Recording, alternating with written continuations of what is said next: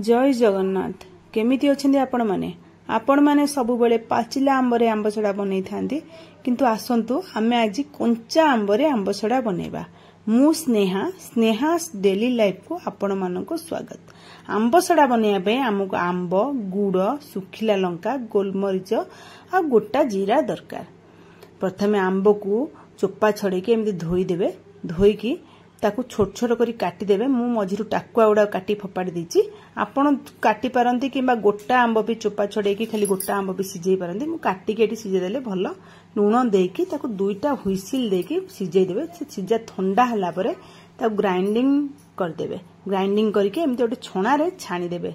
छाणी देबे भलरे। कहीं छाणी देले ता धरे जो गोटा गोटा आ टिके रही जाइथिबो कि कोन हेतिबो। आ छाणी देले बहुत प्लेन आ सॉफ्ट बनिबो। हेते छाणी देबा भलो। छाणी देकी ताकू छाणी सारा पर ताकू नहीं से कढ़ई टाकू आमे गैस रे बसई के एमि ताकू फुटेबा। तले से भल भाव रे फुटी जिवो। सेतल देखो एमि गोळौथिबे नले देह रे छिटका पड़ी जिवो। फुटुतले माने देह हाथ सबडी छिटकिबो। हेते फुले फुटी गला परे आमे तादरे गुड़ पकई देबा। गुड़ पकई के ता घोड़े के आ फुटेबा 5 मिनिट रु 10 मिनिट भीतर आमे ताकू फुटे देबा। से देखो भलै फुटे के देखो एई भलिया पकैला लके हम थलथल हेकी पडुथबो। तले जानिबा आपण हेई गला। हेते तापर लूण पकई देबे।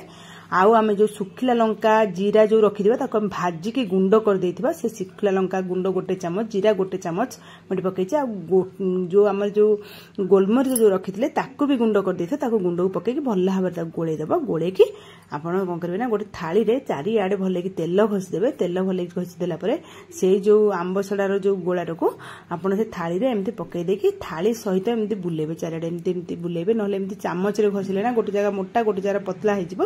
हेते हम थाली एमती बुलेले पूरा सठिक भाबरे हबो।